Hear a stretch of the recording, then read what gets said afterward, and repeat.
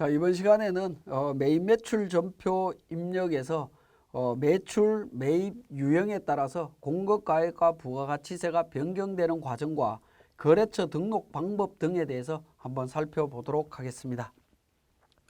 자, 전 시간에 그러니까 매입 매출 전표의 유형에 대한 부분을 설명을 드렸는데, 자, 다시 한번 입력을 해보도록 하겠습니다. 자, 1일 날 과세라고 가정을 하겠습니다. 11번 매출이고요. 제품 매출. 금액은 수량이나 단가에 대한 정보가 있다면 등록을 하시면 되는데, 이거는 굳이 관리를 안 하셔도 상관없습니다. 자, 공급가액이 예를 들어서 100만 원이다 라고 가정을 하겠습니다. 공급가액이 100만 원이면 엔터를 치면 부가세가 자동으로 10만 원이 계산이 됩니다. 자, 이 부분은 유형에 따라서 반영이 되는 부분입니다. 예를 들어서 유형이 12번 영세율이다 라고 하면 12영세라고 표시하게 되면 어떻게 됩니까? 부가세 금액이 없는 상태로 바뀌죠. 영세율은 0%의 세율을 적용하기 때문에 부가가치세가 없는 걸로 바뀐다라는 겁니다. 그죠? 이렇게 입력을 하실 수가 있고요. 자, 그렇게 해서 영세율 구분은 어떻게 되냐? 만약에 영세율이다, 이게 내국 신용장과 관련되는 거라고 하면 3번을 선택해 주시면 되겠죠. 이런 형태로 정리가 된다라는 겁니다. 자, 그 다음에 또 입력을 해 보겠습니다. 자, 13번 면세입니다. 면세 매출. 면세 매출은 계산서 발행된 매출이다라는 겁니다. 금액은 50만 원이다라고 가정을 하겠습니다. 마찬가지로 부가세는 등록이 되지 않습니다. 유형에 따라서. 자, 마찬가지로 또 14번 건별 입력해 보겠습니다. 현금 매출이다.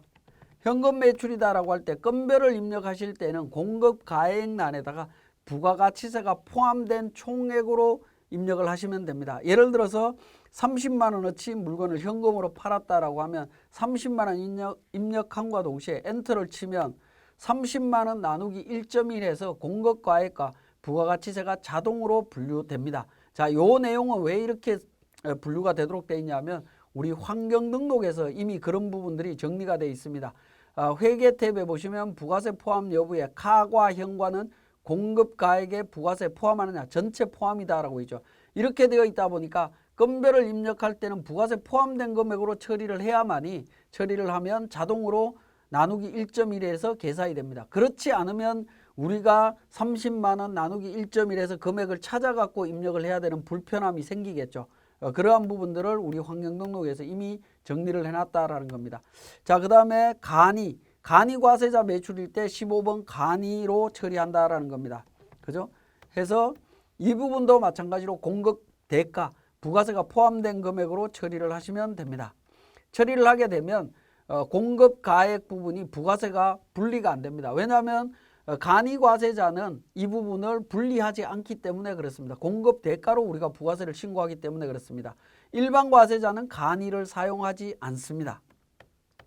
자, 그 다음에 유형을 한번 보도록 하겠습니다. 유형을 보면 수출, 16번 수출이라고 되어 있습니다. 직수출이라고 하죠.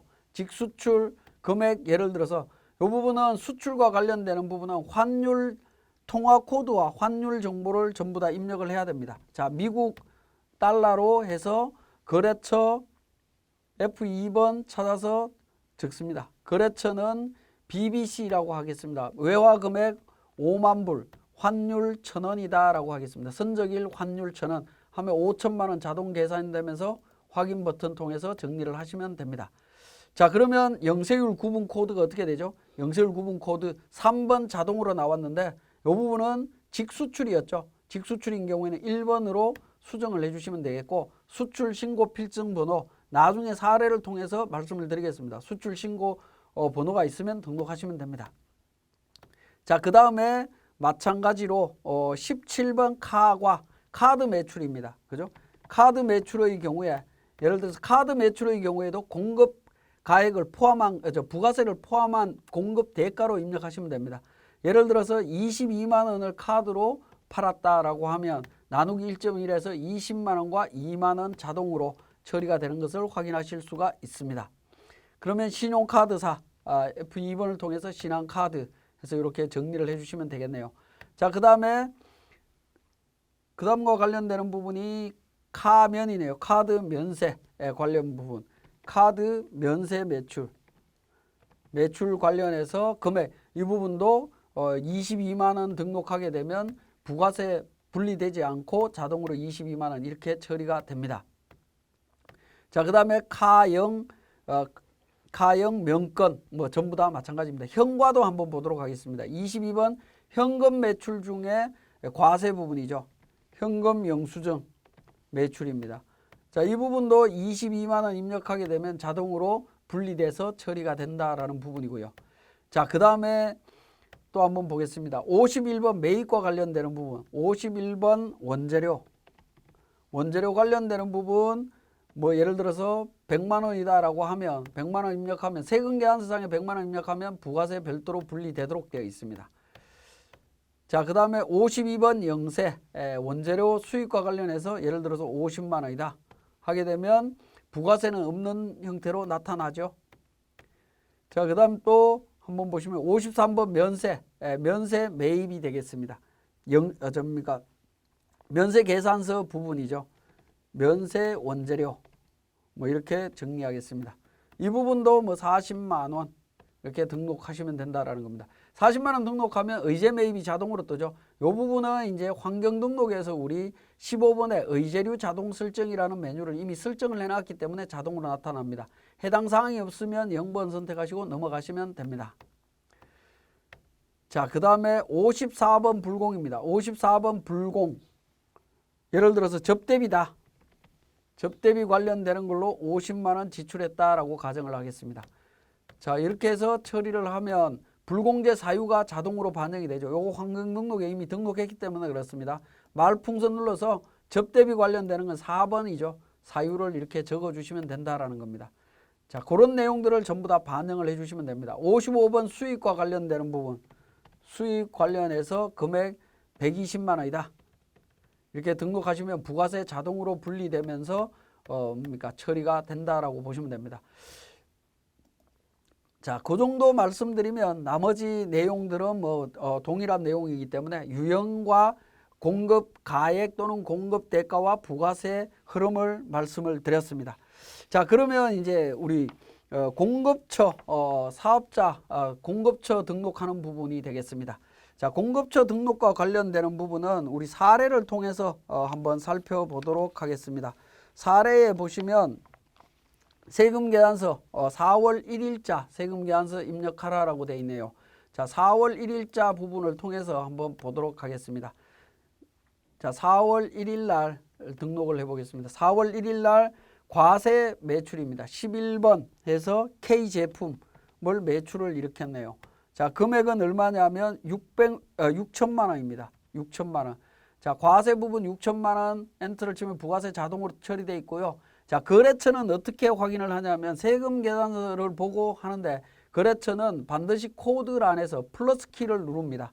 플러스 키를 눌러서 사업자 등록 번호로 조회를 하시면 됩니다. 거래처를 모를 때에는 코드 번호를 모를 때에는 플러스 키를 눌러서 사업자 등록 번호로 조회를 합니다. 220-81-76215 해서 조회를 하게 되면 한미전자 관련되는 정보를 확인하실 수가 있습니다.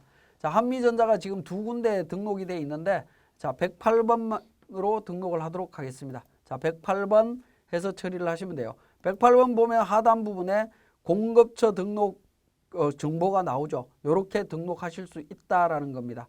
자, 예를 들어서 거래처를 우리가 다시 한번 입력을 해보겠습니다. 과세 제품 금액 5천만 원 해서 거래처를 찾습니다. 플러스 키를 통해서 상호로도 조회하실 수 있어요. 한미라고 해서 상호로 조회를 하게 되면 한미가 들어가 있는 상호가 전부 다 조회가 가능합니다. 그렇지만 매입 매출 전표에서는 상호로는 거래처를 조회하지 않는다. 왜냐하면 동일한 상호가 있을 수 있기 때문에 상호로는 조회하지 않고 사업자 등록 번호로 조회를 하시면 됩니다. 자, 플러스 키를 누르고 사업자 등록 번호 114-02-59269 59269 해서 등록을 합니다. 그러면 등록하려고 하는 사업자 등록번호 56입니다. 56번호를 등록하겠냐? 이거는 임의의 숫자이기 때문에 제가 등록하도록 하겠습니다. 예라고 누르면 하단 부분에서 신규 거래처는 하단 부분에서 등록하실 수 있습니다. 주식회사 백두 무역 뭐 이렇게 등록을 하죠. 대표자 백두, 백두산. 자, 도소매, 의류 또는 전자 부품 뭐 이렇게 하고요. 사업자 등록번호 등록하시면 돼요.